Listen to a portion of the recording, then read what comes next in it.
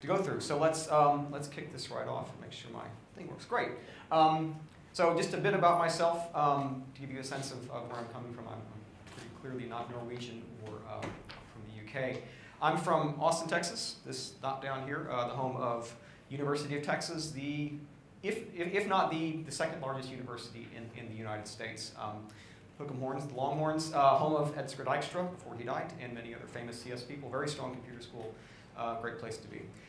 This is a great city. If you've never been to Austin, it's a wonderful place to visit. They're really big on music there. They're really big on rock and roll and blues. And this is a statue that the city built of a famous guitarist, Stevie Ray Vaughan, kind of a patron saint of music in the town. So that gives you some sense of the flavor. That's the city there in the background. Wonderful place. About 5 years ago, I moved to Stavanger, Norway, up here on the west coast of Norway. This is a part of the country. The entire country is beautiful, but this is a particularly beautiful part of the country. This is a view from our famous local landmark, Preikestolen, the Pulpit Rock, looking down a beautiful fjord on a beautiful day. If you're ever in Norway, ever in Stavanger, you should go there. This is what the country looks like. It's an incredible place. If it's not raining, which 90% of the time, so yeah, it's a crapshoot. But if you're lucky, this is what you get. The statues in Norway, at least in Stavanger, run a little bit more military. These are the 20-foot tall stone swords thrust into the earth commemorating the battle that united the three kingdoms of Norway. This is down the street from where I live. Hafrsfjord is off to the, I guess, to your left in that picture. Very pretty, but not a guitar player. So different flavor. That's me. Before I go on, I want to ask, does anybody in here use Gerrit? Or has used it? Has anybody used Jenkins? Okay, good.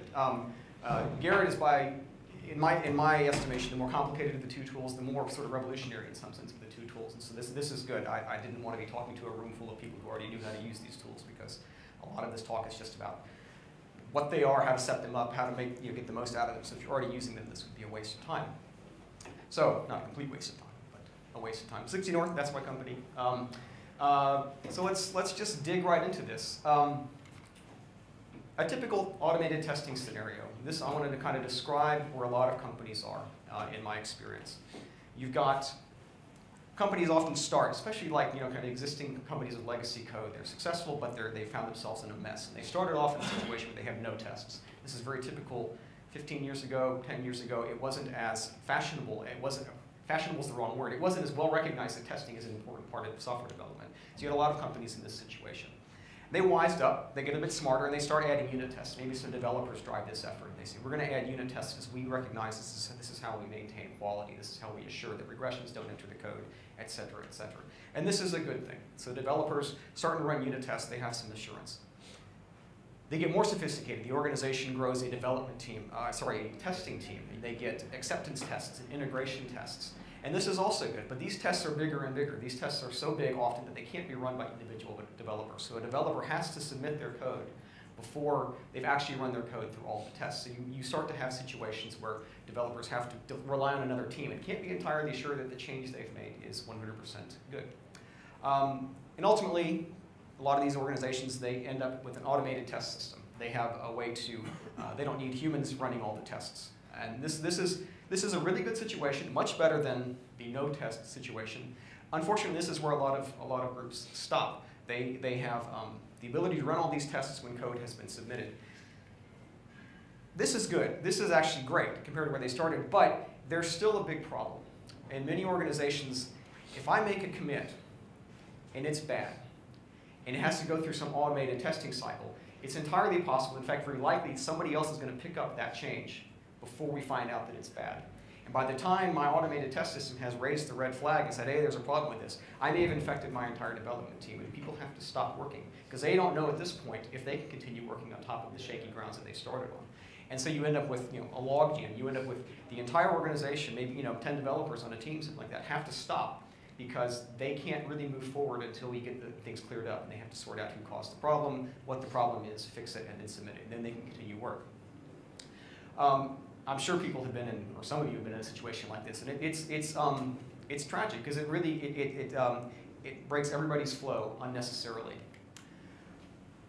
When you have more developers, you run into even more problems, of course. This is a somewhat synthetic graph, but the idea is if I have I think this was based on 10% chance of submitting making a bad commit in a day. For every developer on my team, a 10% chance. As my number of developers grows, this graph tells me how likely it is I'm going to have a bad commit in a day. If I get to 7 developers, that's a 50% chance. Once every 2 days, I break the build and everybody has to stop working. So and if my number 10% is wrong, then of course this graph is worse, and if it's lower than that, it's a little bit better. But the point is, as your development team grows, you get this curve that tells you how often you're going to break. And this is something that you would like to avoid. And this is where Gerrit and Jenkins come in to help. This is a picture here of a quarantined ship. The point of a quarantined ship was to stop other ships before they got into the harbor, or as they came into the harbor, to tell them you have to wait here for, I think it was 4 weeks. That's where the word quarantine comes from stopping the Black Plague from entering Venice or something like that, although this is clearly not Venice. Gerrit and Jenkins are the quarantine. Gerrit gives you a way to take a commit and have it run through the automated test cycle to become part of your repository without going onto the head of your development branch, so that it doesn't become public immediately. And this is what protects you from this curve. If I, as a developer, make a bad commit using Gerrit, and then Jenkins tells me, hey, you've done something really wrong, it doesn't affect anybody else. And this is a tremendous, tremendous win for a lot of teams. And so if I can get one idea into your head from this talk, it's that you want to get into this kind of situation where your bad commits don't infect other people and you stop this logjam situation that so many people find themselves in. So the rest of this talk is going to be about those tools, how to get to that state, and then how to properly leverage those and some kind of best practices and experiences and things like that. And some kind of fun stuff at the end, time permitting. There's quite a bit of material in here, so we may not get to the really fun stuff at the end, but you can always get these slides after the fact, I believe. Why testing and review? This is a good question. I'm going to take it largely for granted that you are in this talk because you think that testing and review are probably worthwhile, worth doing. That's what these tools are for, and I hope that you at least have some sense of what Gerrit and Jenkins are for. But just to give you a quick overview, there's a lot of reasons that testing and review are really good for you. Defect reduction, because of course you're detecting things early. You have reviews and you have tests that catch defects. That's easy. That's easy to understand. This results in significantly reduced costs for almost every organization because the sooner you catch defects, of course, the sooner you can fix them. If they don't make it out to your customer, you reduce the multiplier of the cost, and we'll look at a graph of that in a second. There are cultural benefits. This has mostly to do with reviews. If you have a strong culture of review in your team, then everybody feels enabled, everybody feels like they're really working on a team, and it's a great morale booster. So there's real reasons to do a lot of review. Your code quality improves. If you have a code standard, you ensure that people are following it. Your quality attributes, think your architectural drivers and stuff, are looked after much more easily if you have a strong review and testing regime set up. And of course, Gerrit and Jenkins can help you with that. I talked about cost reduction. This is something that some of you have probably seen. If you've read any sort of cost estimation, any sort of software estimation books, or software project management books, you've probably seen a graph similar to this. These numbers are cost multipliers. So if I detect a defect in the requirements phase, it costs me 1 unit, $100. I don't know what it is. It doesn't matter. If I find it in the design phase, pre-code 3 times. If I find it in the coding phase, 5 times, 10, 20. These numbers are not, they're not scripture. You'll see these numbers float around in different studies will give you different numbers, but there is something along these lines. The point is that it gets significantly more expensive to fix defects as they get farther and farther towards the customer. 20 times is not too surprising, because if a customer finds a defect, they have to file a report, it has to go back through your system, you have to make a build, you have to fix it. Depending on your software setup and your infrastructure, this can be a real problem. So you would like to catch them as early as possible. Okay, so do good requirements. I can't help you with that. I can, but I'm not going to help you in this talk. It's very complicated. Do good design. This is where Gerrit and Jenkins are going to help you. They're going to help you find defects in the coding phase, in the pre-submit, pre-testing. And by testing here, I mean big, heavyweight integration testing, things that require dedicated teams and big machines, things that have made it past the development phase, which doesn't have meaning for some groups, but does have meaning for lots of groups, especially kind of legacy, old-school applications that still, unfortunately, dominate a lot of software. So this is a tremendous driver for a lot of organizations to do testing and review. And if you have to ever justify yourself to management, this is the kind of thing they're going to want to know about. Because it's easy to to look at testing and review and say, oh, these just take more time. They don't really bias a whole lot. They just kind of make you feel good. But if you can show them this and show them the studies that this is derived from, you can convince the money people that testing and review is a really good thing to do because you save them that 20x. You give them 5 instead of 20. That's brilliant. So that's all I'm going to say on testing and review. I hope that everybody is kind of agrees with me that it's a good thing. If you don't agree with me, then I'm not really sure why you're here. Also, before I go any farther, if you have questions, I want you to hold them to the end if possible, unless they are questions that, if left unanswered, would leave you unable to understand the rest of the talk. If for some reason I've just left out an important detail for you, let me know. But if you just have some question that could be answered at the end, please save it for the end. So yeah, keep that in mind. So let's do a quick sort of 30,000-foot introduction to Gerrit and Jenkins. Gerrit is a number of things. Gerrit plays a number of roles in your development infrastructure. The first thing it is a code review tool. This is basic, it's raison d'etre. This is why it exists. It is a way for you to submit some code, have other people look at it, have them vote on it, make comments, have automated tools look at it, Jenkins being one. So this is the role that most people kind of associate with Gerrit, especially at first. And really, this is the role that most people sort of interact with it throughout their use of the tool. Most developers, this is their sense of what Gerrit is. Gerrit is also a Git server. Gerrit doesn't use an existing Git installation. Gerrit is a Git server. And this is something I'm going to kind of hammer on a little bit because it's true, and it gives you a much better sense of the kind of how Gerrit is architected, what its point is. So it literally does, the Gerrit process serves as your Git server. There's not some external Git server that it's proxying out to. So it's a much simpler architecture in some ways than if it was kind of shelling out to somebody else. Finally, Gerrit is a gatekeeper. It's the Black Knight from Monty Python, right? Gerrit is, in its role as doing quarantine, it is there to ensure that quality checks, that reviews, that code standards are checked before you make any sort of commit to the public branch, so that you can ensure that nobody's getting these bad commits and nobody's getting crappy code that you want to avoid. So it kind of stands there at the gate and or at the bridge, I suppose, and make sure that nobody gets across without chopping his arms off, I suppose, because that was how it happened in the movie. The basic Gerrit workflow is really pretty straightforward. The first thing, from a developer's point of view, you're going to update the head. You're going to ask Gerrit, please give me the development head, whatever that happens to be. You get that into your local repository. The next thing you're going to do is make your changes. You make them locally, and then you commit them locally into your local Git repository. Once you are satisfied locally with your changes, and maybe that involves running some tests, you're going to push that up to Gerrit. Gerrit invents a magical place for your commit to live so that other people can see it without that having to end up on some public repository. It gets reviewed, and potentially you have to go steps 2 through 4 several times until you get consensus, until you've made the changes that everybody agrees are correct and that all the flags are ticked and all that kind of stuff. Ultimately, hopefully you pass review, or you can abandon it, but assuming you pass review, you then merge that change into the head of your development branch. So it's a very, very intuitive, very simple, very straightforward model. The only real trick that it pulls, and it's a powerful one, is this step 3, where it invents this special place for changes to live before they get merged into the head. And in some sense, this is just leveraging the power of Git. Who uses Git on a regular basis, or is comfortable with it, or it just kind of knows how it works? Okay. Using Gerrit requires basically that you know how to use Git. You don't have to be an expert. I've worked with a lot of people using Gerrit who know 4 or 5 commands, something like that, enough to make this cycle run, but aren't doing things like interactive rebases and all sorts of fancy stuff. So you need to get a little bit comfortable with Git. And the beauty of it is, as you become more sophisticated with Git, as you learn more how to use it, all of that applies to what you're doing with Gerrit, and you can do really fancy, amazing things. And that's part of becoming hyper-productive with Gerrit and Jenkins. So this is the basic Gerrit workflow. This is from the Gerrit documentation. This is kind of a logical structure of how it's put together.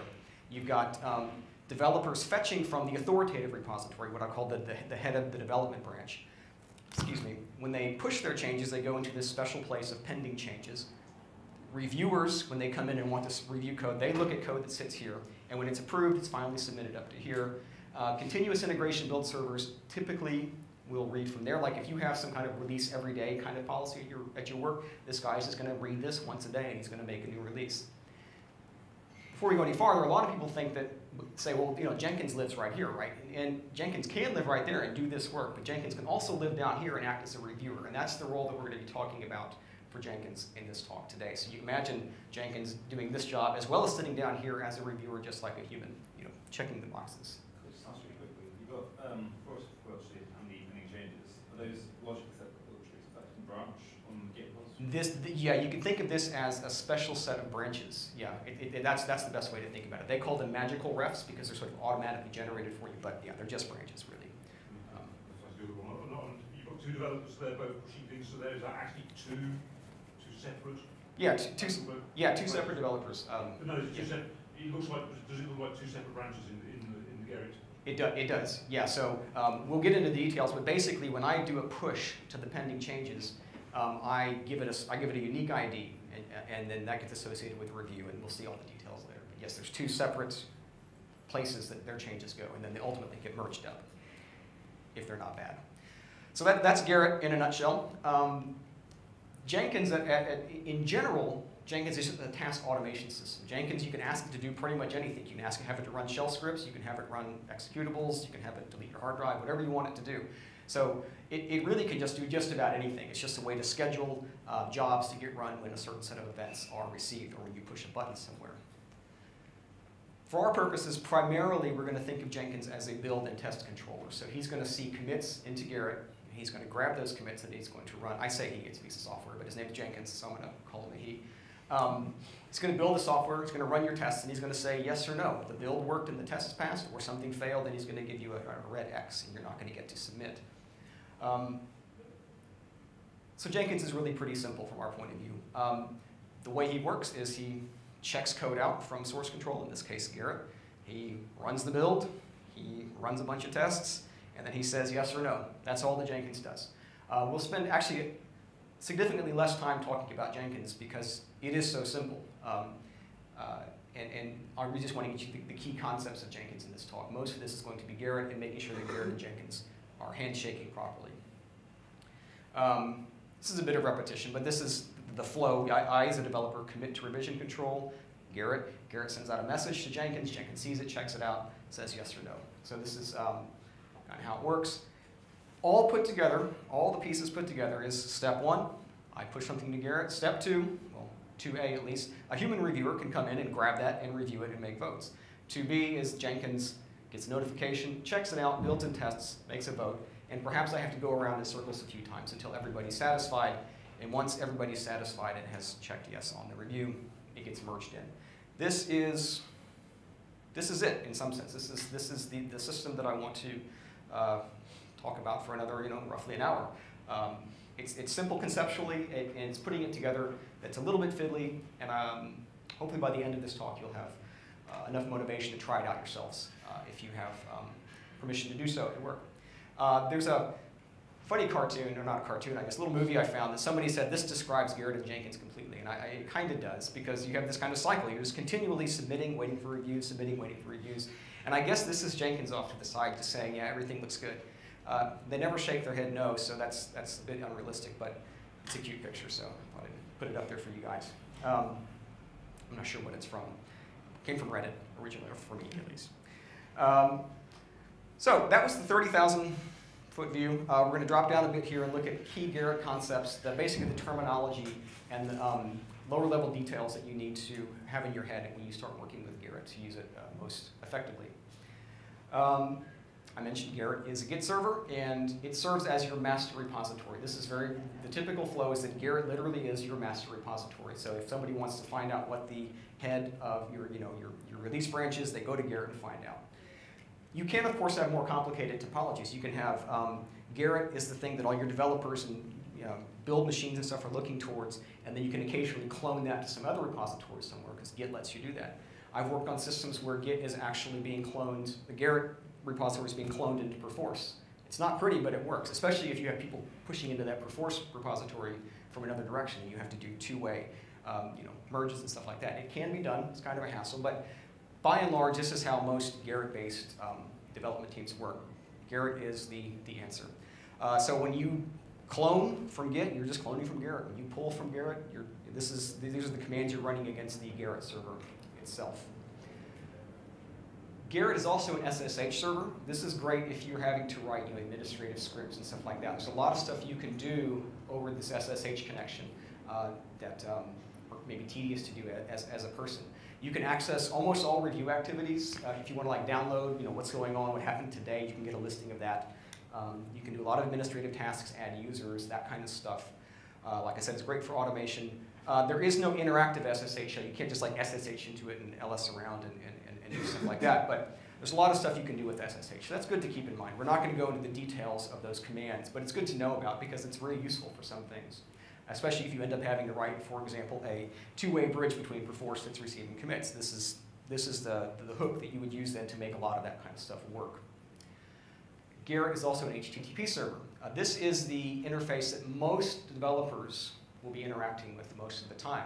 They will come here and be able to see a list of open reviews. So they may go to their personal page and see what reviews they have open, what things they're supposed to be doing for reviews, their recently closed items, and so forth. We'll see more of that later on, but this is where as a developer, I would spend maybe 90% of my time on this and on the more specific, review-specific pages. And then the HTTP interface, the web interface, is where most people spend all their time. Very few developers will need to use the SSH interface. Of course, they use Git, but that, they don't generally think of that as a GUI or a user interface of any sort. Gerrit has a concept of users. And this is probably not too terribly surprising, but everybody who uses Gerrit is going to have a user account of some sort that manages access rights. You can control, for instance, who's allowed to actually do a merge, or who's allowed to do reviews, or who's allowed to configure Gerrit. So user access controls all of that. There's a lot of ways to do authentication. LDAP was very easy to set up when I used it. OpenID was extremely easy to set up. You can have custom mechanisms if you want. There is a sort of development mode if you want to use really easy setup for experimentation. We'll actually see that later when we set up Gerrit in a few minutes. Again, probably not surprising that it has users, but it does, so it's worth keeping in mind. Another important notion and concept in Gerrit is that of projects. A project corresponds directly to a Git repository. So if somebody tells you that they're working against some Gerrit project, that means that there's a Git repository managed by their Gerrit server that they've checked out and they're working against. A single Gerrit installation can host as many projects as you want, so it can have as many Git repositories kind of embedded in it as you want. So this picture just shows a bunch of barrels because barrels mean database and database means where you store stuff. I'm not sure how that ever got picked up, but it is the case. Again, probably not terribly surprising that Git has a notion of projects. Gerrit has a notion of projects. If you've named a project name, and this is probably not the easiest thing to read, and I'm sorry about that, but this is just showing you how you can clone from a Gerrit repository. If you know the name of the project, you say git clone URL of the Gerrit installation, and then the project name, and it's really that simple. We'll see that in action in just a little bit. Gerrit, of course, has project branches. Yeah, this is, I searched for the most horrible branching picture I could find. This is from GitK, I believe, so this is a real project somewhere. Gerrit has project branches because it has Git branches. That's all that Gerrit's project branches are Git branches. So everything you know about Git applies to this. You manage the branches exactly like you would manage Git branches, and you have all the power and all the flexibility to get confused as well as you do with standard Git. Bit of water here.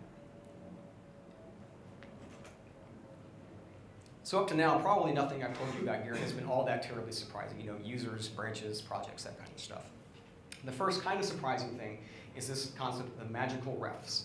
So the magical refs are refs in the Git server that are created for you for reviews and for drafts. I think there are a few other magical branches, or magical refs, but I've never used them for anything. Essentially what happens is when I push to this ref, and we'll see some examples of this, so don't worry if this doesn't make a whole lot of sense right now. If I push to this ref, so refs for branch name in some Gerrit repository, a special pending review branch thing is made for me by Gerrit, and that's the thing that people can clone from to do the review. We'll talk more about reviews later. Drafts are like reviews, except they're not generally intended to be reviewed. They're a place for you kind of to stash code, or if you want an easy way to share code with somebody else, like say I've made some experimental change and I want Bob down the hall to see it, I can create a draft, tell Bob about it, and Bob can clone that draft and see it, check it out, use it, make comments, make changes, whatever. There's no huge substantial difference between the two, but these are the two magic refs that your developers, or you as a developer, are likely to ever be using. Push for review, push for draft. And we'll see examples of how to use the review push in a little bit. As you might imagine, Gerrit has a concept of a review. A review generally corresponds to something like a new feature or a defect fix. It's essentially a developer's attempt to get some code that makes a specific change into the master repository. They want to get it through review, and so they push it up and create a new review.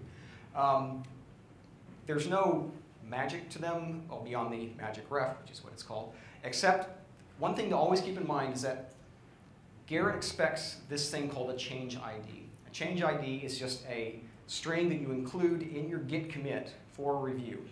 And then Gerrit looks for that and uses it essentially as the unique ID for a particular review. So you can make multiple commits to a single review, even unrelated commits if you want. That's a bit of a headache, but you can do it.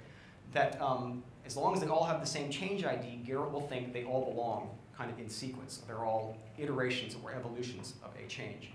We'll see exactly how to manage change IDs in the future, but the review is sort of the central concept to reviews. Part and parcel of reviews in Gerrit is this notion of a patch set, and this is just a single commit to a review, a single diff, and that's what I've shown here. This is actually a screen cap of the diffs that Gerrit can give you by default. People complain that those aren't the prettiest diffs in the world, and they're not, I suppose, but once you learn how to read them, they become like any other diff tool. They're just, you stop seeing the ugliness and just start seeing the diffs, which is fine. You will often have multiple patch sets for a single review, and that just means that often what that means is I've made a commit, somebody reviewed it, said they didn't like it, I've tried to fix it, make another commit, that gives me a new patch in that review, and they just kind of line up beneath one another in the review page, which we'll see in a bit. Most often when I'm making a second patch set for a commit, what I'm doing is cloning out the first patch set that I created, making some changes locally, and then amending the original commit. So for those of you who aren't real big into Git yet, amend just means update the last commit that I made, basically change the past a little bit. This is not, it sounds a little sneaky, but it's not. It's perfectly legitimate Git thing to do. So that's after you pushed it to the server? The amend? Yes. No, it's not. The amend is something that I would do at the developer's end of things on my local repository. So no one else could have that history without They, amending? yes and no. Gerrit basically takes care of that for you. Gerrit creates a second patch set. So yeah, you're right that often that's frowned upon to make amends to things that have been pushed to a central server, but in this case, it's legit. It's the recommended thing to do. And we'll see that flow in a little bit. And then, of course, Gerrit has this notion of voting. So the basic principle is that if you've got a review going on, you specify some people to do the reviews for you, and they all get a chance to make a vote. Typically, votes take the form of something like -2 to +2, where a -2 means absolutely do not commit this, you've done something horribly wrong, to +2 meaning I know exactly what you did, it looks good, and I approve, and you can commit. 0 means no comment. Plus or minus 1 can mean whatever you want it to mean. Really, this is up to you to set policy in your own organization to what this voting really means. And you might be able to go +3 and -3. I'm not sure how configurable that is, but I've never seen anything except for -2 to +2. That's the default. Reviewers vote on specific patch sets, and this is I guess important. They don't vote on an overall review. They simply get to look at each patch set and say, okay, this looks good, or they can make comments and say, I don't like this, and this is what I need you to do to fix it. Not complicated, but central to the whole process. I mentioned Gerrit drafts earlier. They're like a review, but they don't necessarily get reviewed. They're just the same mechanism behind the scenes, but they're just a safety place for leaving stuff. You know, if like going on vacation and you've got a lot of work you want to save, and you're worried that your machine might go down for some reason, you can always make a draft and it'll be safe, or as safe as your Gerrit server is. It's a way to save work, a way to share work, a way to kind of just feel better about the safety of some changes you've got. It's a great place to put experiments too. I talk about experimentation in the title of this talk. And one of the things that Gerrit really frees you up to do is try crazy things, because you've got a nice, safe, quarantined place to put stuff that your automated test system can see and run all of your tests against. And you can get a lot of good feedback about wacky things. I really like this picture, hot work in progress. That's what drafts are for your hot work. I assume that's asphalt. work in China or something. Anyhow, drafts, useful to know about, not really central to most workflows, but handy when you need them. This next couple of slides I included purely so that if you download the slides, you can see the steps you go through to work with Gerrit. I'm not going to read these to you, but there's a couple of pages here of just 1, 2, 3, 4, 5 instructions on how to do specific things. We'll actually do some of these things live just to give you a sense of how it all works, but these slides should be available through the DevWeek people, and if they're not, I'll probably put them up on SlideShare or Speaker Deck or something like that. They'll be around, I think. Nothing in here is rocket science either. If you go out and you start reading about how to use Gerrit, you'll find very similar instructions, but I wanted to be complete. Yeah, you may have to do this as many times as necessary. This is the review cycle. So now we're going to actually do a demo of setting up Gerrit. This may seem a bit tedious, like, can't you just accept that it can be installed? What I want to show you, what I want to convince you of, is that this is really, really easy to do. You can do this in about 20 minutes, set it up at work, and get a small team, maybe experimenting with it. Get your group, your project, whatever, trying it out. There's a very, very low barrier of entry to trying out Gerrit. Jenkins is a bit higher, but Gerrit is really simple to try out if you want to get a feel for how it works and just try to get reviews integrated into your workflow. So I'm going to turn around so that I can see what I'm doing, and hopefully this will all work out. Drop out of this. Okay.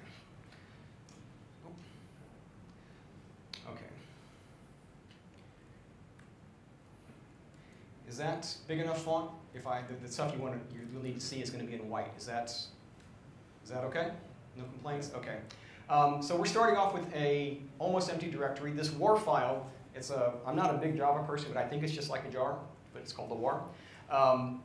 You can download this from Gerrit's website. Whatever the version is, 2.8.1 was what was current when I downloaded this, but there's probably a 2.9 or something by now. I don't know. So go to the website, download the war file, put it in some directory. What you're going to want to do to run it is something like this. And this is all in the instructions that are in the slides, so don't worry about memorizing this. So all this is saying is run Java against that war file, send the command init into the main function, -d dot tells it put everything, install everything in the current directory. So I'm about to fill this directory up with all sorts of stuff. Okay, it's going to ask me some questions. Where do I want the Git repositories? The Git directory is fine. There are a number of options for databases, and I think you can actually extend this, but H2 is some kind of embedded simple database. That's the default option, so we'll stick with that for now. What I'm going to do a bit differently for here is the authentication method. I'm just going to use this development to become any account, because that's the easiest thing to do by far. I don't have to set up LDAP or anything. So development become any account. And this is what I suggest you do too as well. If you want to do experimentation and to set this up for your group, just use this, because then there's no need to touch any other systems or do any sort of other configuration. It just means that anybody can become anybody in the system. So hopefully you trust your coworkers enough to do that. I'm not going to worry about SMTP, although Gerrit, I'll warn you, can send a lot of emails. If configured in certain ways, you can get emails about any time anybody looks at your stuff, makes a review, etc. And some people find this annoying. So you may at some point find yourself learning how to turn down the email volume from 11 to 5. But I'm not doing any sort of configuration for that. Run as me, use that Java, copy Gerrit. There's an SSH daemon, of course. Just wanted to listen on 29418. No, I don't want to download anything. I don't know. I'm going to ask it to listen on localhost, because for some reason star doesn't always work. Port 8081, that's fine. No. Okay. It's going to think for a few minutes, and now I've installed Gerrit. That's it. So don't be afraid to try this at home. This is really super easy. You can see what it's given us here is a couple of, most of this you don't ever have to worry about. The Git directory here is going to contain a bunch of just Git repositories. Vanilla, normal Git repository. So if you ever need to kind of go behind the scenes and see what's going on, that's where they're all going to live. The other directory of any sort of import is the bin directory, because that's where Gerrit.sh or Gerrit.bat, whatever, depending on your platform, is going to live. So if we look at Git, we'll see that there's one already made for us. This is basically an administrative repository you should never have to worry about. If I look in bin, I see Gerrit.sh. So we're going to run that. Tell it to start, and it thinks for a few minutes, sets up some databases, does Java stuff. I don't know why it takes so long, but in a few seconds, it will tell us it did not like that at all, and I don't know why. Good Lord. Okay, let's see. This is demo effect. This has literally never happened. Okay, I see what's going on. I already had a running Gerrit. Okay. Let's try that again.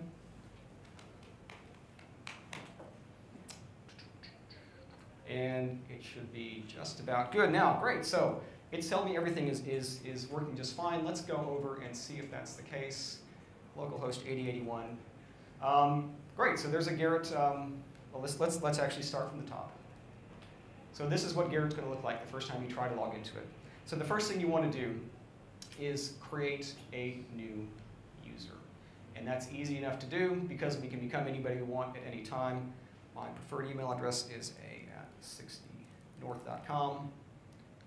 And I'll be called 60north. Save those changes. And then I grab a username, select username. And one thing you need to do for almost all of your users, because you're going to want to use SSH, that's by far the easiest way to do the get traffic.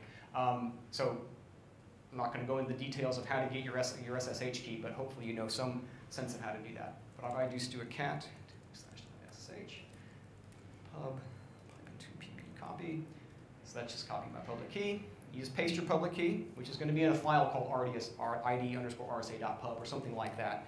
You just paste it in there and done. Okay, so we've created a new user. The next thing we want to do is create a project. The only project we have right now is that all projects repository, which we don't actually get to see. So if we go to the project list here, I see that there's none. So let's go ahead. Oh, actually, we do see it. Okay, very cool. We're going to create a new one, and we're going to clone from some existing repository. I've got it in a second. So the project is called Roid Rage, and this is an asteroids clone in Pygame.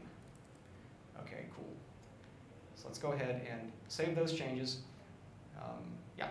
So if you look at a project page in Gerrit, you'll see a whole bunch of largely uninteresting stuff here that you probably don't need to worry about until you become more sophisticated and have larger interrelationships between projects. The one thing that is really important is the URL that you're supposed to clone from, the full command to clone from. So I generally use the SSH because that's the easiest to set up and sort of maintain over time, although your tastes may vary. So all I need to do now to get this project is copy that command, go back to my shell, paste it in there, and it didn't like that because of known host. And this is just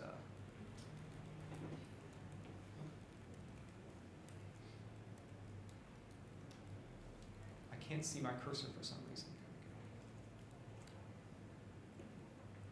Okay, so I just have to remove that line. You'll never have to do that. This happens because I'm running more than one Gerrit server and it messes up SSH a little bit. So fix my known hosts, clone again, yes, okay.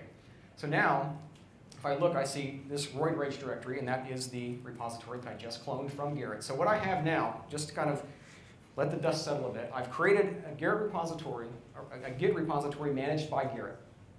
And then I've cloned that. And of course, that is completely empty. We have no code in it.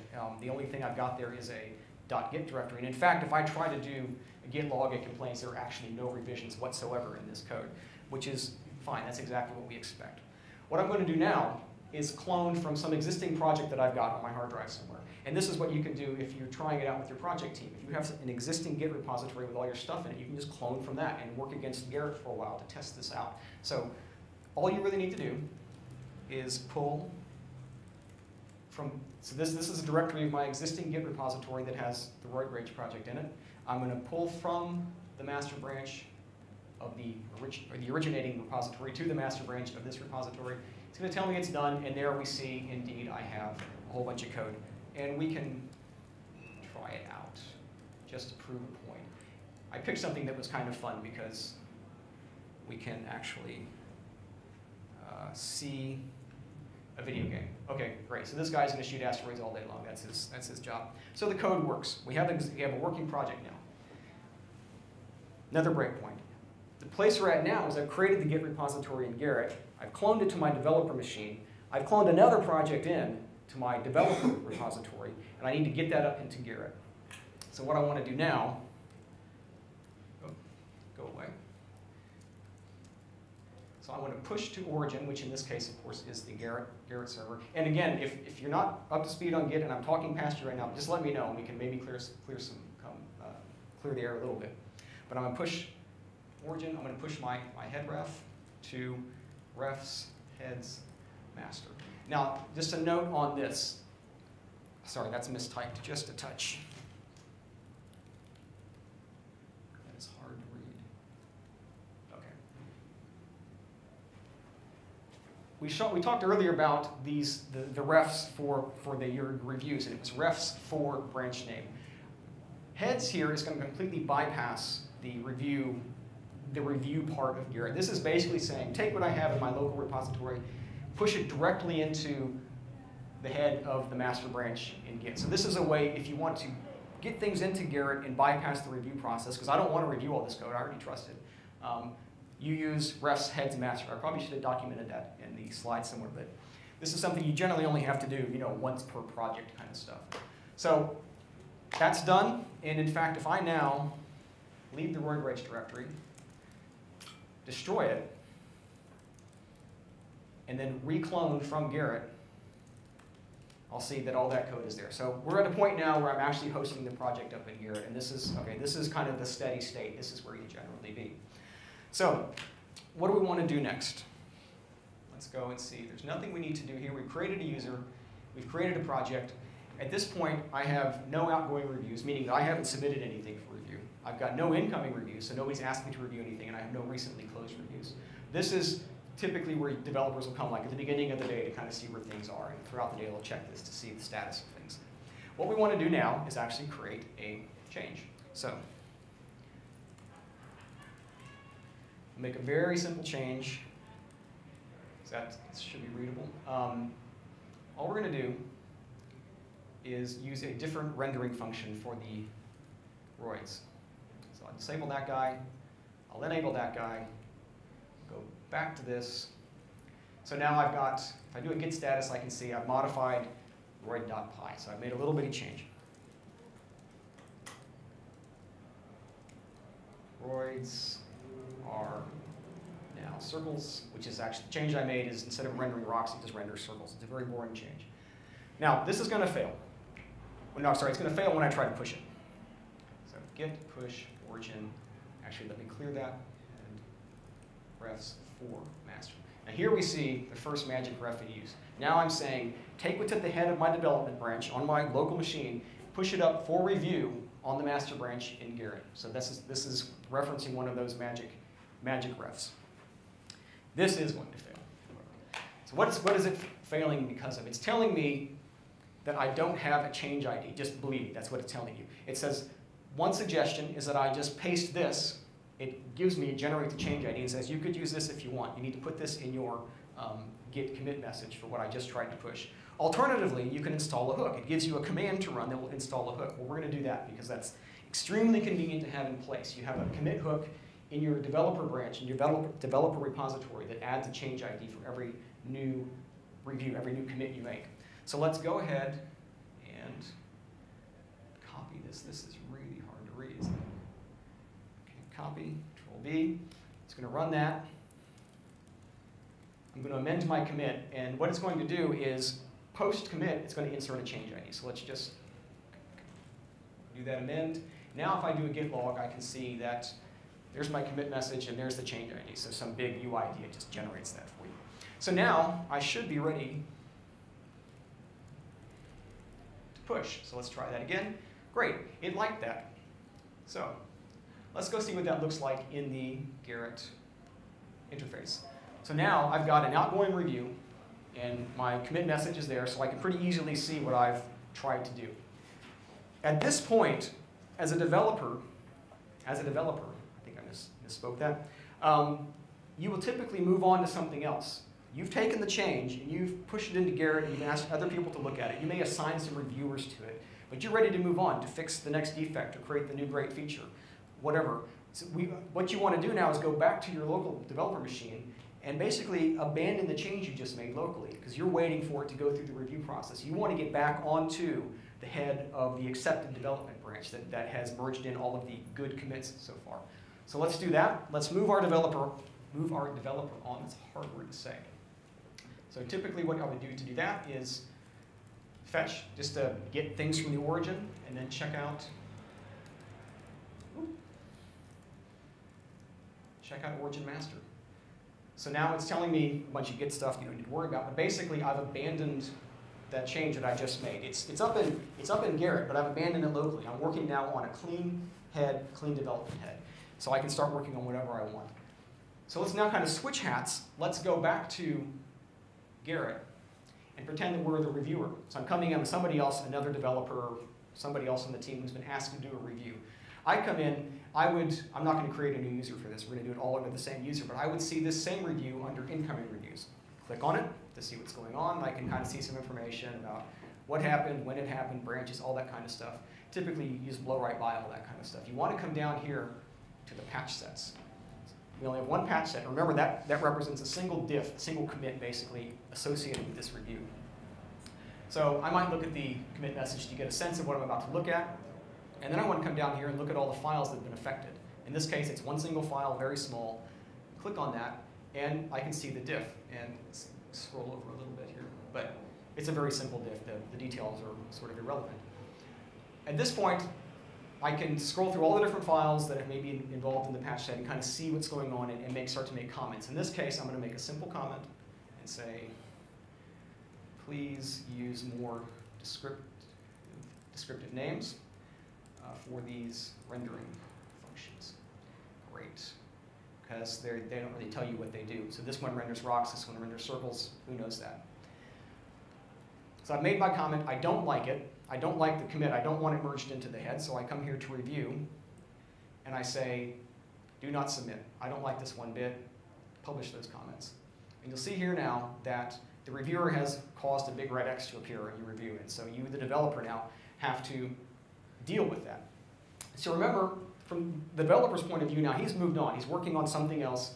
He's fixing some other defect. And he gets an email that says, by the way, your review has been rejected. What do you want to do about it? So he comes back here. He, she, sorry, I shouldn't be saying he all the time. Come here. What he wants to do, the developer wants to get back to the point where their original patch set is in the Gerrit DAG, the Gerrit trees. It is a graph. Gerrit gives you a way to do that, a very easy way. It gives you a URL. This URL, you get a URL for each patch set. It's actually a full command that lets you copy and paste that into your local repository and it gets you back into your original state. So let's do that. We'll copy that, paste it in there. What I've done is updated my local repository to look at the original patch set that I made. What I want to do is make a change that addresses the comments that were made, and I want to then amend the original commit. So let's do that. Emacs will see that I have done the right thing. But at this point, if you already made a change of this file, then what will happen? Right, okay, this is a good point. If I've got other work going on, right, I can choose to ignore the review for a while. I can finish up whatever I'm doing and push it in for review. I can use git stash if I want to just kind of tuck it away. I can commit a draft. I can create a branch. That's another thing you could do. Is there's multiple ways to address that, and really it's up to you to decide what the best thing to do is. But yes, you want to avoid merging in local changes with patch sets. So we'll call this render image.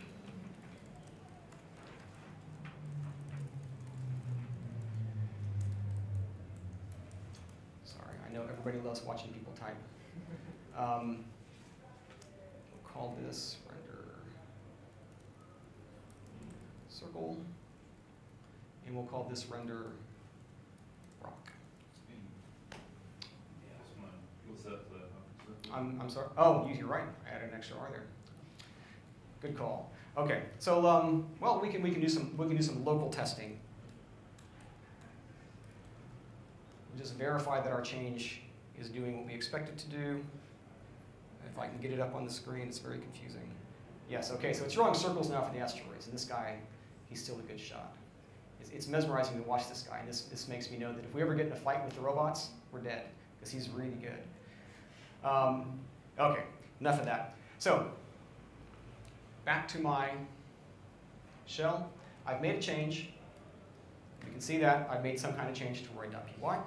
I want to git commit -a just means add all changes, all unstaged changes. Amend, and this is the amend I was talking about before. This is going to basically modify the previous commit with my new changes. Keep the same change ID, that's really key. You want to keep the change ID when you do this kind of stuff because that's the index, again, that's the primary key that Gerrit uses to know what review things are associated with. So git commit amend, I don't need to change anything. Now if I look at my git log, I see I still just have that single commit. Sorry, let me.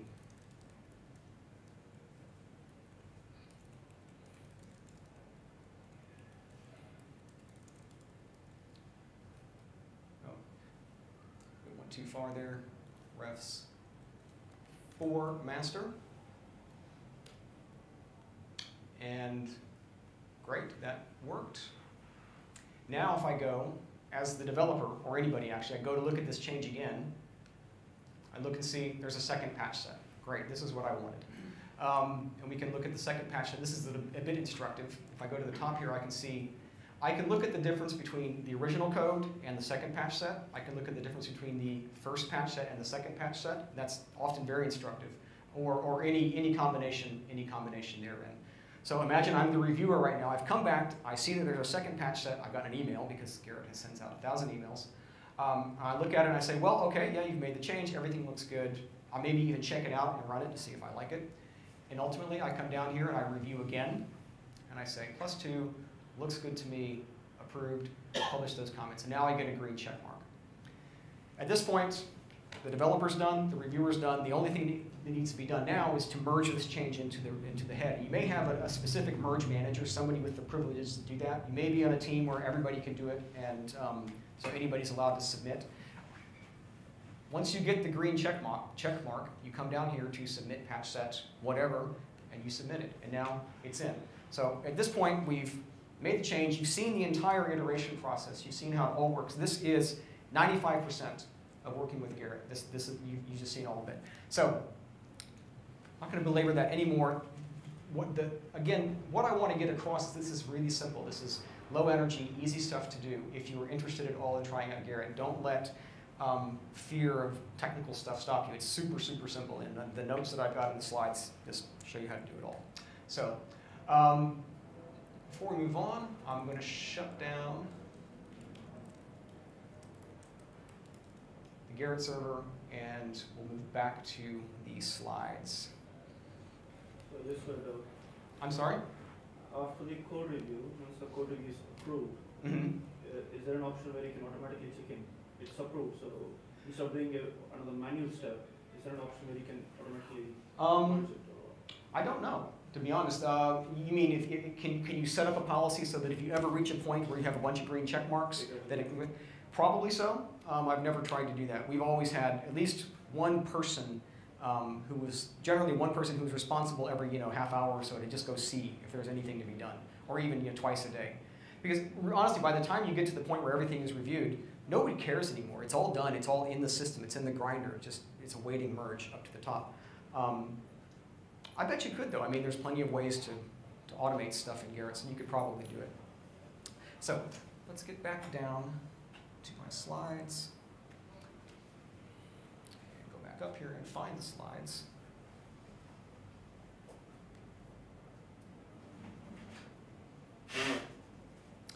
Boy, howdy. Okay. There we go. So that's the end of that demo. Any questions? Yeah, so if you had two reviews set up on working on the same bit of code, and one gets accepted, or all the reviews get accepted, and there's then a merge conflict. And see how, when you first submit to master, that's fine. It looks like, I guess, it's not really an interactive process at that point, is it? It can happen that when you push that submit button, it says, I'm sorry, there's a merge conflict and it has to be manually resolved. You just get a little window that tells you that. At which point you need to basically rebase that change on top of the head. And there's actually a button to do that for you. There's a button that exists at all times to say rebase on top of, at the head of the branch. So you can do that anytime you want. It simply introduces another patch set in the review, so it's all part of the same process. But that's a good question. And it happens actually all the time, so I should have actually had a bit in there. But you manage it just like you would manage any other merge in Git, which is very convenient. Okay, so we looked at the key concepts for, running out of time, key concepts for Gerrit. And like I mentioned, that's the complex part of what I was going to talk about today. Gerrit is by far the more novel, interesting bit of this whole exchange. Jenkins is much simpler because, by and large, developers never really interact with it except to see that it's told them that they've done something wrong. They don't have to configure it, they don't have to submit things to it, et cetera, et cetera. A few key concepts. Jenkins is a web server. This is how you primarily interact with Jenkins. It puts up a nice web page that looks a lot prettier than the Gerrit one. I think there's a much bigger Jenkins user base in the world. Don't worry about what's all there, but primarily Jenkins, you interact with it through the web server. Probably the most central thing, the most central concept in Jenkins is this notion of a job. And a job is just a description of a bunch of tasks to run when a certain event is received, or when the user pushes the button, or when a certain set of conditions are achieved. You can, as I said, trigger jobs manually. They all have a button that says run now, or you can have them hooked up to events of different sorts. In our case, these events are events coming out of Gerrit saying a new patch set has been created. Examples of what jobs can do are build projects, run tests, generate installations, push the code out into your working servers if you're doing web stuff, do whatever, run performance tests. That's something that I've had to do. Jobs can do all sorts of stuff in terms of interacting with the operating system. They can execute shell scripts, run arbitrary processes, do anything. And there's some more details that we'll get to in a second, but jobs really are the core of what Jenkins does, that it manages jobs. Part and parcel of jobs are execution nodes. So you set up some number of execution nodes to actually run the jobs. I mean, in the case, I've got Jenkins running on this machine, and it just uses this guy as a node. I think you can use up to 2 cores. It's very fancy. But you can have nodes that run on developer machines. You can have them running in the cloud on Heroku or Azure or whatever. All they have to do is run this Jenkins slave service that kind of interacts with the Jenkins server. The selection of nodes, so when a job is executed, it has to figure out which node to run on. You can configure things so that all jobs can run on all nodes, and that's fine if that works for you. More often, you will do things like you can specify tags on a node. I can go to a machine and say, this is a Windows machine, 64-bit, something, something, something. And then in the job logic, you can say, only run on systems that have this combination of tags, or have this tag and not this tag. This is basically this matching logic that's based on tags. You can even get more complicated and use these tags in your job scripts themselves. These all become available through environment variables by and large. But the basic concept is very simple. A bunch of machines that are able to do the work that Jenkins needs done. The Jenkins machine can be one of those. Just as a side note, I mean, if you want to set this up kind of ad hoc in your development group, we had a long-running system where developers, this is a C++ system, huge, lots of code, and very resource intensive. So if developers are doing builds on their machines, they needed all their machine time. They were also running Jenkins build slaves, and we just had those slaves run at some super low priority. And by and large, that worked just fine. Nobody was complaining that they didn't have enough processor power or that they were being swamped. So you can run these slaves on your developer machines. You don't have to go to your manager and ask for a build farm or something like that, or money to buy Azure nodes. So nodes, very important in Jenkins. The sort of third leg on the Jenkins stool is plugins. A great deal of functionality is provided to Jenkins through plugins. There's a small core set of functionality that's built into it, basically job management stuff. Everything else comes in through plugins. And you can get plugins for interacting with source control systems, for different user authentication methods, if you're concerned about that kind of stuff, parsing output, et cetera, et cetera. There's all sorts of different plugins to do all sorts of stuff. We'll look at a few of those later. The real takeaway from this slide is if you're trying to make Jenkins do something and you feel like you're having to do effort, put forth actual effort to make it work, go look at the list of existing plugins and see if any do the work for you, because chances are you're not the first person to try to use Maven from Jenkins. I mean, it's not likely. So somebody's figured that out for you.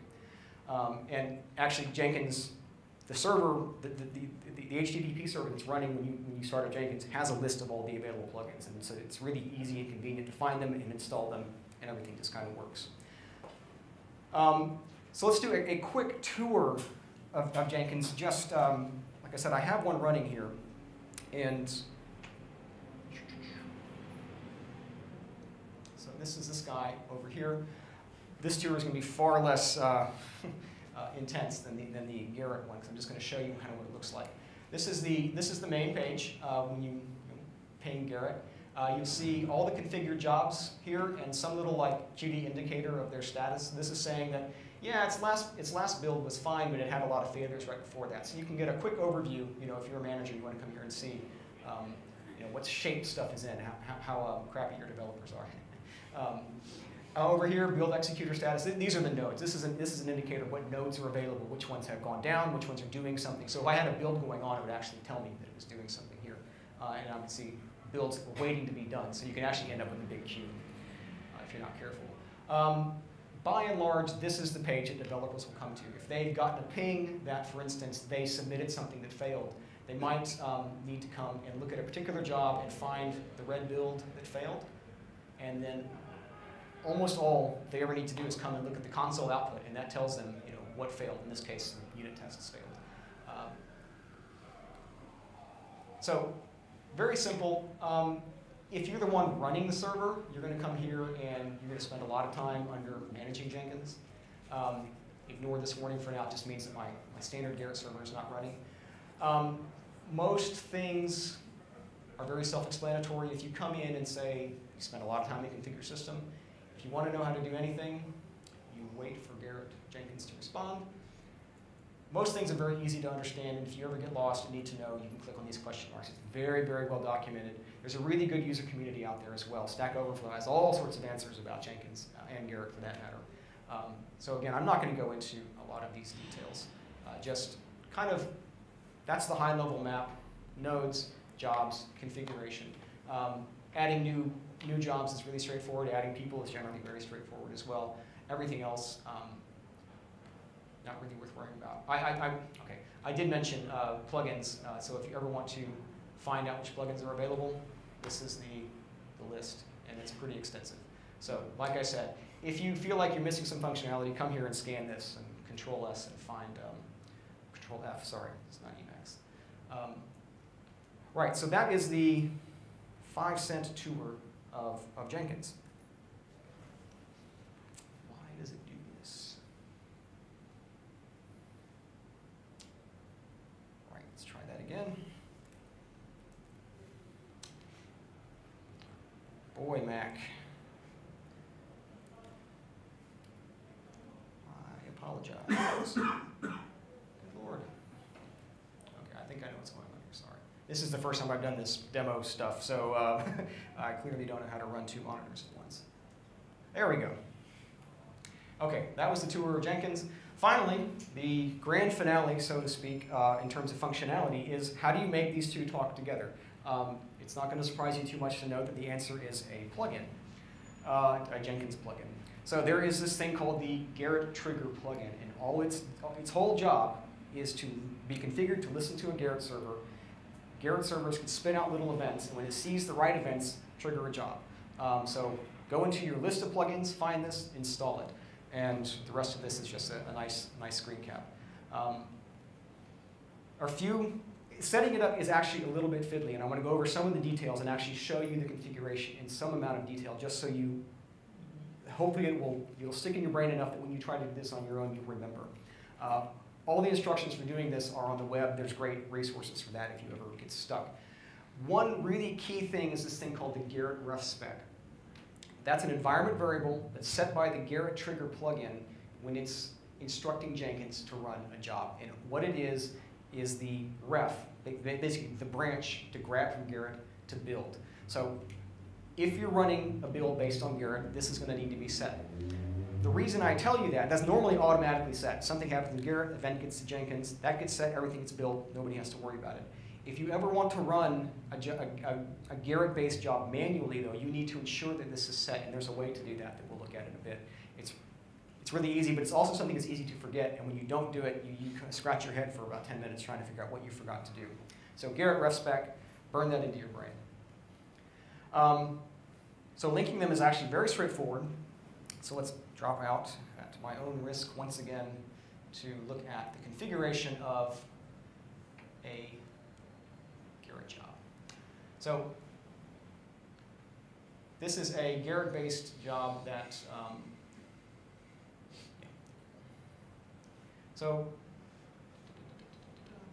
okay. Most of this is very self-explanatory, the description, the name of the project, etc. Here's Gerrit RefSpec showing its ugly head for the first time in real life. If I want to be able to run this job, here's build with parameters. This is basically explicit build. No triggers actually occurred from Gerrit, but I want to run it anyways, basically to test the plumbing or just for the fun of it. When this runs, it has to know to set the Gerrit RefSpec. And so if I tell it the Gerrit RefSpec needs to be set, then it will ask me to set it for it. Don't get too confused. It all makes actually perfect sense when you're doing this in real life. Let's go back to this. A few more things you're going to have to set. You're going to have to set up. Ignore the red again. I just haven't started the Gerrit server. You're going to tell this that you're dealing with a Git repository. Jenkins knows how to work with Git repositories in general, and since Gerrit is just a Git repository, this is no problem. So I've told it this is where it needs to get things from. This is the Git repository to work with. I tell it I want it to work with only the master branches. Again, there are these question marks. If you ever get confused as to what these things mean, click the question marks. These will save your butt every time. But you need to tell it the Git server to use. You need to tell it which branches you're concerned about building against, which things you're ever going to be pulling from. And you want to tell it how to know what to build. Strategy for choosing what to build. When you install the Gerrit trigger, installs the Gerrit trigger option into this drop-down list, so make sure that's selected. Build triggers are a Gerrit event. It's a bit strange that you need to specify this twice, but you do. So you need to click that up here as the strategy, and you need to tell it the build triggers are a Gerrit event. You're able to select the correct Gerrit server to use. You can actually configure multiple Gerrit servers inside a single Jenkins instance. So if you have, for some reason, extremely complex build infrastructure, you may have to do that.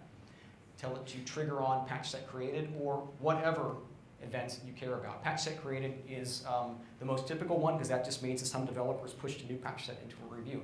And generally you want your build system, your test and build system to run over every one of those because that's the feedback that developers are looking for.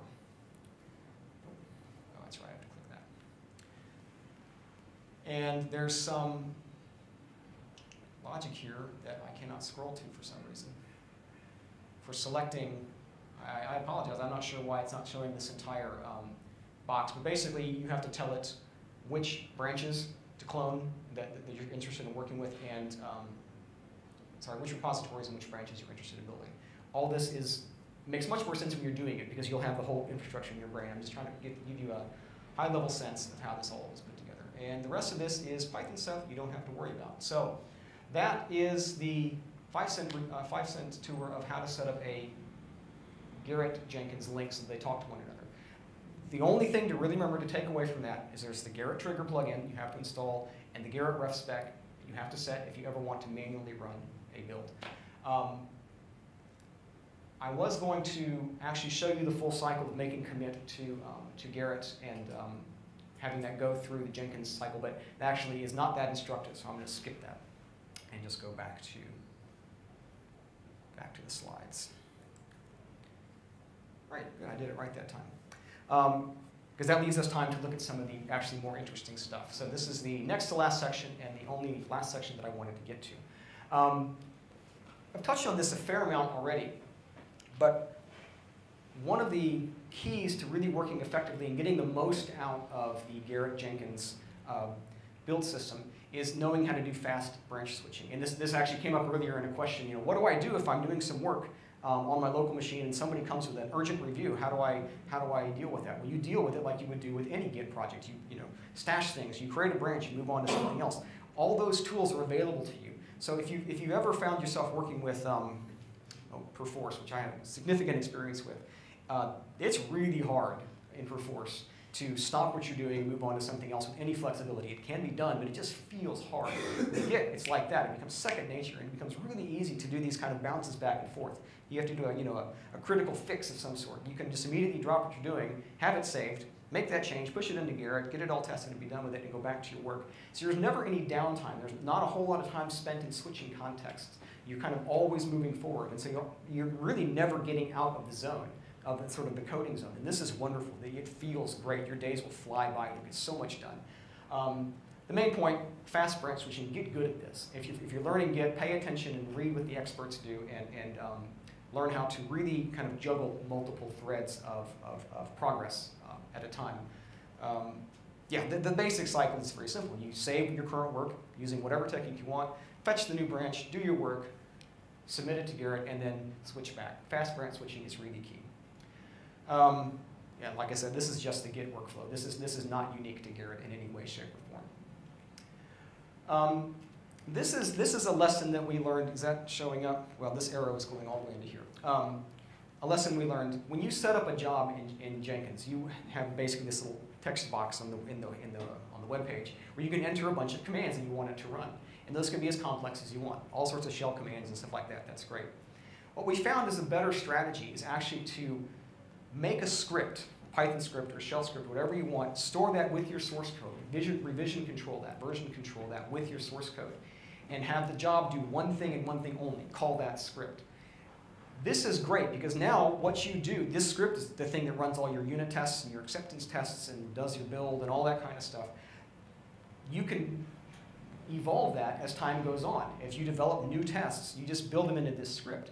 The alternative is that if I come up with some new acceptance test, some new fancy thing I want to do, I have to create a new job for that. Basically clone an existing job, add a new line, and have that know which refs to pull from and which not to pull from. You have this crazy relationship between Gerrit and Jenkins. It's much saner, much more scalable, flexible, easy to reason about, easy to maintain if you just have this script to be part of your normal source code. It seems like common sense when you hear it, but because it is common sense, it's sort of like post facto common sense. Hindsight is 20/20, but you almost certainly go down the road initially of entering a bunch of commands into the text box on the web page and storing that with the job, because that seems like the easy and convenient thing to do, but it will bite you in the end. So, word to the wise: do this. Keep it simple, keep it version controlled, have Jenkins do just the minimal, call this script. Does that make sense? I feel like I might have left details out, but okay, I'm getting a lot of nodded heads. Get used to creating new jobs. I know I just told you that you want to avoid creating new jobs. Well, you want to avoid creating duplicate jobs. You want to avoid creating branched jobs. But get used to using jobs to do all sorts of stuff. Remember that Jenkins is not just a build system, not just a test automation system. It's a job automation system. It can do anything. So you can have it set up to do standard patch checking, which is like what we've been talking about for most of this presentation. You can have it do this sort of daily heavyweight testing that maybe takes a couple of hours, so you run it at 3 in the morning kind of thing. Generating builds, bisecting defects, which is a pain thing to do, but it's easy to make a machine do it because it's really automatable. All sorts of stuff. Static analysis tools I'm a big fan of. Building releases, that kind of stuff. Be creative with jobs. Remember that they can do pretty much whatever, and they can be triggered by whatever you want them to be triggered by. So there's no reason to be limited to just things like builds and running tests. A few interesting plugins that are worth keeping in mind. This is used very widely, this notion of matrix jobs. In fact, it maybe now is not a plugin. It may be actually integrated into Jenkins. The idea is that you have a job that's sort of a template job. It has a bunch of instructions on what to do, but it has certain holes that you fill in. The classic example is that you want to maybe do a release build and a debug build and a profile build, for example. So you define these things called axes and an axis. And you say anywhere you see in the job, you see the word variant, run it once with debug, once with release, once with profile. And so these are probably going to be part of the command to GCC or something like that. So you'll have a single job that you can parameterize as many ways as you want, and it'll end up running 3 times on 3 different build nodes or something like that. The neat thing is you can have multiple axes as well with a single job. So I can have I can have the variant, and I can also have maybe multiple Python versions if that's the kind of project you're running, or different Java versions or something along those lines. So you can have basically this cross product of a whole bunch. You can have 10 different axes if you have enough build nodes to support that in a sane way. So this is a way to define a single job that does a bunch of things that are very similar but a little bit different. So it's a useful tool and save you a lot of repetition.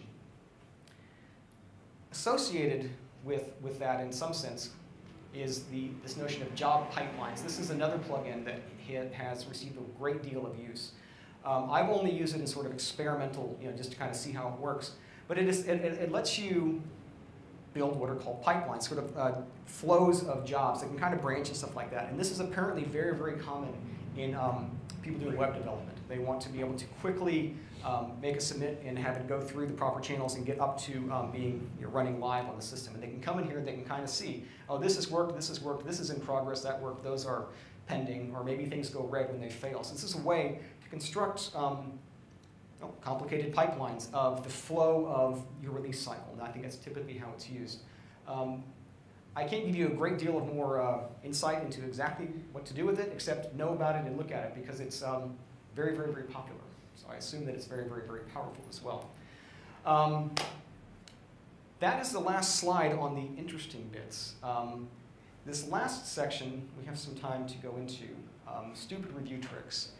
One of the fun things about Gerrit, one of the interesting bits about Gerrit is it also has a REST API. It's a kind of a crappy REST API, and it's evolving as we speak. But it's there nonetheless, and what it does is give you a programmatic way to look at all the history of everything that's gone on in your reviews. And that's a real treasure trove of data. If you're interested in doing data-driven analysis of your development practices and stuff, this is another entry point into what your developers are doing. How many reviews does it take to get, how many patch sets does it take to get a review through on average? Who knows, but if you have access to all this data, you can start to calculate that, and you can graph that. Yes? Does it have any dashboard out of the box? Oh, you mean that shows that kind of information? Yes, so something already built, or are you supposed to have your dashboard then? Not that I know of. I don't know of any sort of analytics dashboard. Somebody may have written one that I don't know about. It's entirely possible. The sad fact is that I found out there was a REST API and I decided to try and use it without doing any research. So really, this last bit is just kind of showing the kind of things you can get out of that API. I'm not a scientist. I'm not really. I don't have the patience to do real science, but this is heading in that direction. Maybe somebody out there does have the patience, and they can find there are some interesting patterns that we should see coming out of the data. If you want to know how the REST API works, this is the API. Memorize it. It's in the slides. To work with that REST API, I wrote a little Python library called Yapka, yet another Python Gerrit API. Basically, it is Python. It's using the natural language toolkit, NumPy, and Matplotlib, and it talks to Gerrit and does a bunch of fun stuff. It's pretty extensible, so if you feel like checking it out and adding features to it, I'm all for that kind of stuff. You can get it from GitHub right here. Yapka works in a pretty straightforward way. It can go to a Gerrit server and basically fetch a bunch of data, and then it will cache that all locally. Right now, it's writing to a MongoDB. The reason I do that is because reading all that data is fairly expensive. And a lot of these Gerrit servers that I've been pinging are open source projects, and I don't want to melt down their machines by constantly fetching a bunch of data. Plus, that's very slow. So if you use Yapka, the first thing you do is tell it to fetch a bunch of data and store it in a database. And then all the work that it does afterwards is based on the stuff in that database, which you can update if you want to.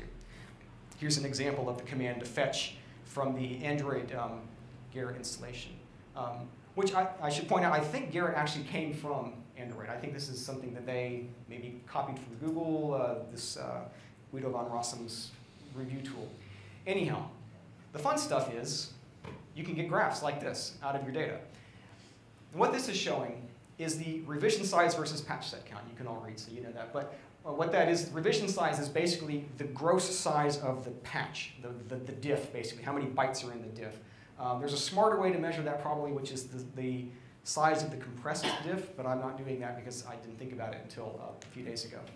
But basically, revision size on the X, number of patch sets in a review on the Y, and what you kind of expect to see, what I intuitively expected to see, was that as the size of a patch, as the size of the initial diff grows, the number of reviews required to get that through should grow as well. And you kind of see that. You squint, you can sort of see that growing up here. What I didn't expect was this. Was it craters? Nobody reads that. Nobody reads a million line change.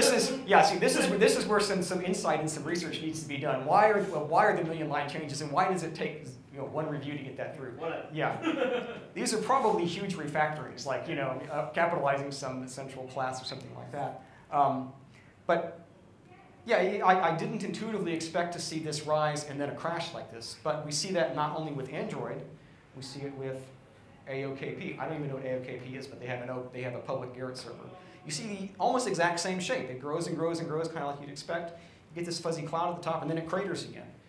And you see it also with CyanogenMod, which I think is an Android roofing OS or something like that. I don't know exactly what it is. But this is the kind of thing that I think is really interesting. I mean, doing this kind of work with reviews is fairly novel. People do this kind of stuff with revision control systems all the time. They kind of mine them to find data, and I find it kind of entertaining. I called it stupid review tricks because that's really what it is. I don't know what to make of this beyond the fact that we see the same pattern every time. And so if I saw a project that didn't have that pattern, I wonder why doesn't it look like every other project in the world?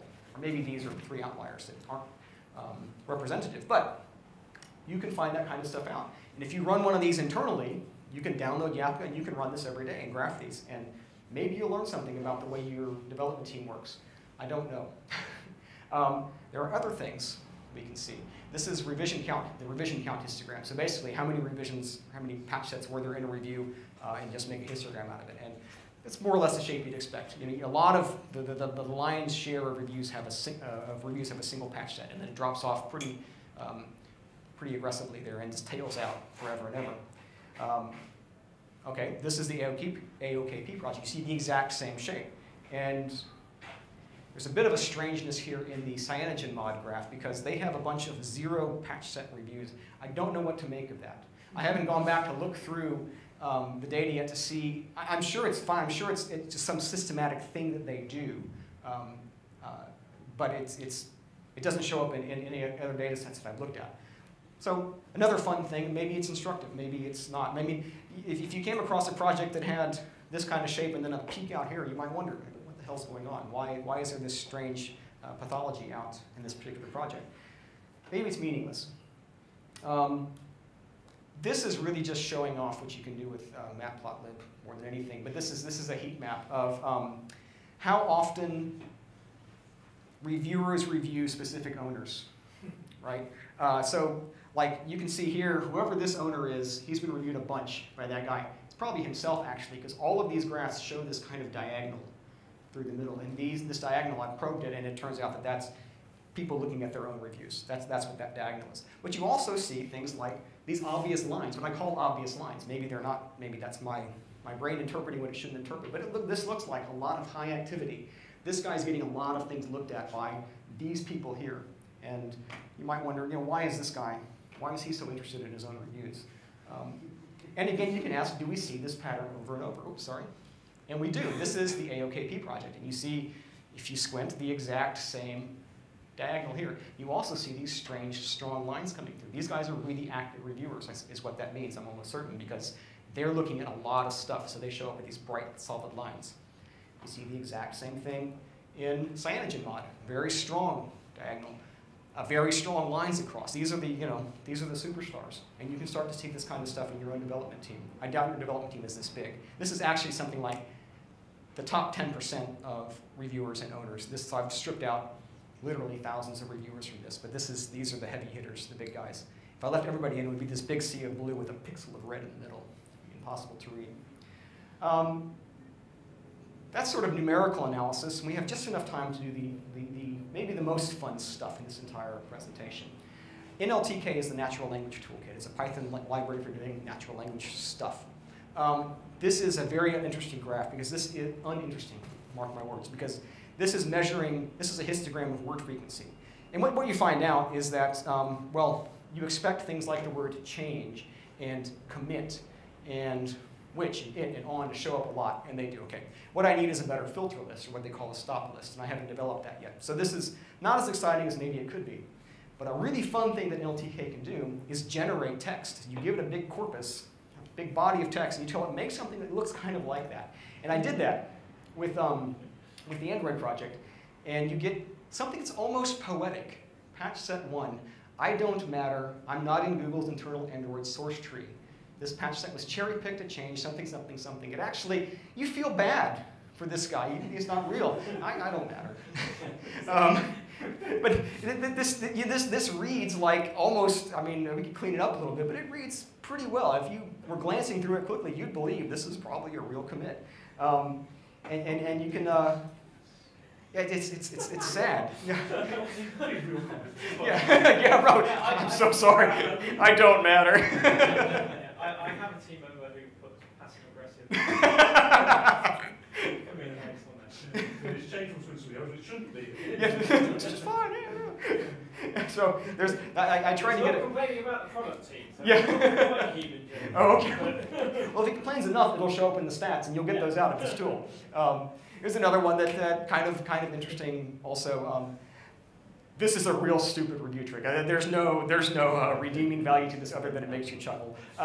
So this is built into the app. So if you want to download the app and run it against your Gerrit, please do so. I would love to see somebody else try this out. And if you have ideas on kind of analysis you would like to build into the tool, let me know. Or add it yourself. It's very extensible, very easy to use.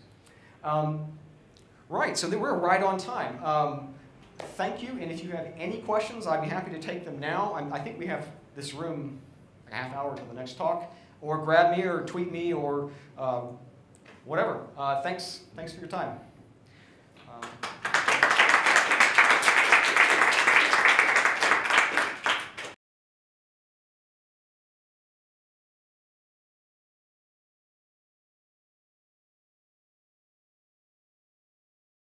To go through. So let's kick this right off and make sure my thing works great. So just a bit about myself to give you a sense of where I'm coming from. I'm pretty clearly not Norwegian or from the UK. I'm from Austin, Texas. This dot down here, the home of University of Texas, if not the second largest university in the United States. Hook'em Horns, the Longhorns, home of Edgar Dijkstra before he died, and many other famous CS people. Very strong computer school. Great place to be.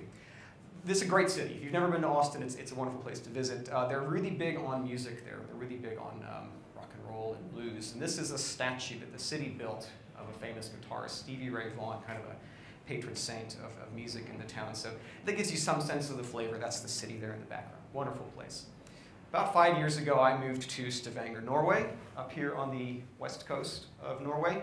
This is a part of the country. The entire country is beautiful, but this is a particularly beautiful part of the country. This is a view from our famous local landmark, Preikestolen, the Pulpit Rock, looking down a beautiful fjord on a beautiful day. If you're ever in Norway, ever in Stavanger, you should go there. This is what the country looks like. It's an incredible place, if it's not raining, which 90% of the time, so yeah, it's a crapshoot. But if you're lucky, this is what you get. The statues in Norway, at least in Stavanger, run a little bit more military. These are the 20-foot-tall stone swords thrust into the earth, commemorating the battle that united the three kingdoms of Norway. This is down the street from where I live. And Hafrsfjord is off to the, I guess, to your left in that picture. Very pretty, but not a guitar player. So different flavor. That's me. Before I go on, I want to ask, does anybody in here use Gerrit? Or has used it? Does anybody use Jenkins? Okay, good. Gerrit is in my estimation, the more complicated of the two tools, the more sort of revolutionary in some sense of the two tools. And so this is good. I didn't want to be talking to a room full of people who already knew how to use these tools, because a lot of this talk is just about what they are, how to set them up, how to make get the most out of them. So if you're already using them, this would be a waste of time. So not a complete waste of time, but a waste of time. 60 North, that's my company. So let's just dig right into this. A typical automated testing scenario. This I wanted to kind of describe where a lot of companies are in my experience. You've got companies often start, especially like kind of existing companies with legacy code. They're successful, but they found themselves in a mess. And they started off in a situation where they have no tests. This is very typical. 15 years ago, 10 years ago, it wasn't as fashionable. Fashionable is the wrong word. It wasn't as well recognized that testing is an important part of software development. So you had a lot of companies in this situation. They wised up, they get a bit smarter, and they start adding unit tests. Maybe some developers drive this effort. They say, we're going to add unit tests because we recognize this is how we maintain quality. This is how we assure that regressions don't enter the code, et cetera, et cetera. And this is a good thing. So developers starting to run unit tests, they have some assurance. They get more sophisticated. The organization grows a development team, a testing team. They get acceptance tests and integration tests. And this is also good, but these tests are bigger and bigger. These tests are so big often that they can't be run by individual developers. So a developer has to submit their code before they've actually run their code through all the tests. So you start to have situations where developers have to rely on another team and can't be entirely sure that the change they've made is 100% good. And ultimately, a lot of these organizations, they end up with an automated test system. They have a way to, they don't need humans running all the tests. And this is a really good situation, much better than the no test situation. Unfortunately, this is where a lot of groups stop. They have the ability to run all these tests when code has been submitted. This is good. This is actually great compared to where they started, but there's still a big problem. In many organizations, if I make a commit and it's bad, and it has to go through some automated testing cycle, it's entirely possible, in fact very likely, somebody else is going to pick up that change before we find out that it's bad. And by the time my automated test system has raised the red flag and said, hey, there's a problem with this, I may have infected my entire development team, and people have to stop working because they don't know at this point if they can continue working on top of the shaky grounds that they started on. And so you end up with a log jam. You end up with the entire organization, maybe 10 developers on a team, something like that, have to stop because they can't really move forward until we get the things cleared up, and they have to sort out who caused the problem, what the problem is, fix it, and then submit it. And then they can continue work. I'm sure people have been in, or some of you have been in a situation like this, and it's tragic because it really it breaks everybody's flow unnecessarily. When you have more developers, you run into even more problems, of course. This is a somewhat synthetic graph, but the idea is if I have I think this was based on 10% chance of making a bad commit in a day. For every developer on my team, a 10% chance. As my number of developers grows, this graph tells me how likely it is I'm going to have a bad commit in a day. If I get to 7 developers, that's a 50% chance. Once every 2 days, I break the build and everybody has to stop working. So and if my number 10% is wrong, then of course this graph is worse, and if it's lower than that, it's a little bit better. But the point is, as your development team grows, you get this curve that tells you how often you're going to break, and this is something that you would like to avoid. And this is where Gerrit and Jenkins come in to help. This is a picture here of a quarantine ship. The point of a quarantine ship was to stop other ships before they got into the harbor, or as they came into the harbor, to tell them you have to wait here for, I think it was 4 weeks. That's where the word quarantine comes from stopping the Black Plague from entering Venice or something like that, although this is clearly not Venice. Gerrit and Jenkins are the quarantine. Gerrit gives you a way to take a commit and have it run through the automated test cycle to become part of your repository without going onto the head of your development branch so that it doesn't become public immediately. And this is what protects you from this curve. If I, as a developer, make a bad commit using Gerrit, and then Jenkins tells me, hey, you've done something really wrong, it doesn't affect anybody else. And this is a tremendous, tremendous win for a lot of teams.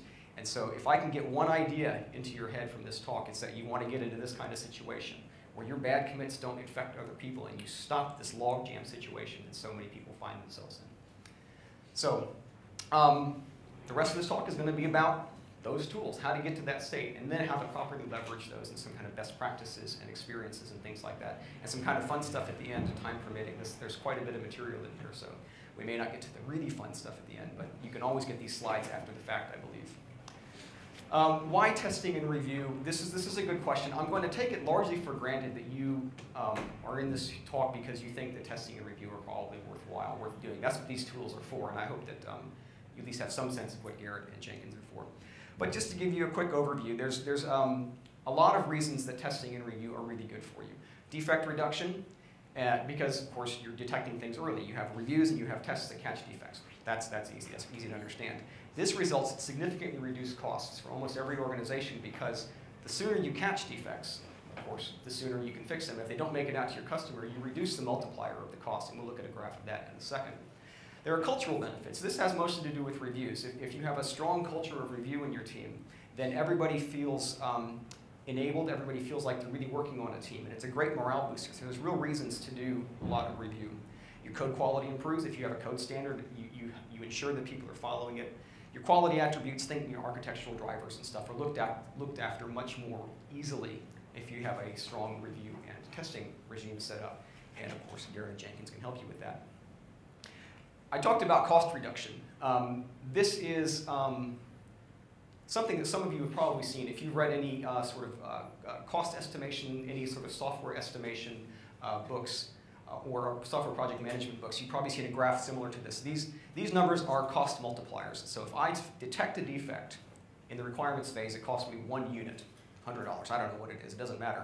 If I find it in the design phase, pre-code 3 times, if I find it in the coding phase, 5 times, 10, 20. These numbers are not They're not scripture. You'll see these numbers float around in different studies will give you different numbers, but there is something along these lines. The point is that it gets significantly more expensive to fix defects as they get farther and farther towards the customer. 20 times is not too surprising, because if a customer finds a defect, they have to file a report, it has to go back through your system, you have to make a build, you have to fix it. Depending on your software setup and your infrastructure, this can be a real problem. So you would like to catch them as early as possible. Okay, so do good requirements. I can't help you with that. I can, but I'm not going to help you in this talk. It's very complicated. Do good design. This is where Gerrit and Jenkins are going to help you. They're going to help you find defects in the coding phase, in the pre-submit, pre-testing. And by testing here, I mean big, heavyweight integration testing, things that require dedicated teams and big machines, things that have made it past the development phase, which doesn't have meaning for some groups, but does have meaning for lots of groups, especially kind of legacy, old-school applications that still, unfortunately, dominate a lot of software. So this is a tremendous driver for a lot of organizations to do testing and review. And if you have to ever justify yourself to management, this is the kind of thing they're going to want to know about. Because it's easy to look at testing and review and say, oh, these just take more time. They don't really bias a whole lot. They just kind of make you feel good. But if you can show them this and show them the studies that this is derived from, you can convince the money people that testing and review is a really good thing to do, because you save them that 20x. You give them 5 instead of 20. That's brilliant. So that's all I'm going to say on testing and review. I hope that everybody is kind of agrees with me that it's a good thing. If you don't agree with me, then I'm not really sure why you're here. Also, before I go any farther, if you have questions, I want you to hold them to the end if possible. 4 or 5 commands, something like that, enough to make this cycle run, but aren't doing things like interactive rebases and all sorts of fancy stuff. So you need to get a little bit comfortable with Git. And the beauty of it is, as you become more sophisticated with Git, as you learn more how to use it, all of that applies to what you're doing with Gerrit, and you can do really fancy, amazing things. And that's part of becoming hyper-productive with Gerrit and Jenkins. So this is the basic Gerrit workflow. This is from the Gerrit documentation. This is kind of a logical structure of how it's put together. You've got developers fetching from the authoritative repository, what I call the head of the development branch. Excuse me. When they push their changes, they go into this special place of pending changes. Reviewers, when they come in and want to review code, they look at code that sits here, and when it's approved, it's finally submitted up to here. Continuous integration build servers typically will read from there. Like if you have some kind of release every day kind of policy at your work, this guy's just going to read this once a day, and he's going to make a new release. Before we go any farther, a lot of people say, well, Jenkins lives right here, right? And Jenkins can live right there and do this work, but Jenkins can also live down here and act as a reviewer, and that's the role that we're going to be talking about for Jenkins in this talk today. So you can imagine Jenkins doing this job as well as sitting down here as a reviewer, just like a human, checking the boxes. Just ask really quickly. You've got for actually how many changes? Are those logic separate build trees that can branch on Git repository? Yeah, you can think of this as a special set of branches. Yeah, that's the best way to think about it. They call them magical refs because they're sort of automatically generated for you, but yeah, they're just branches, really.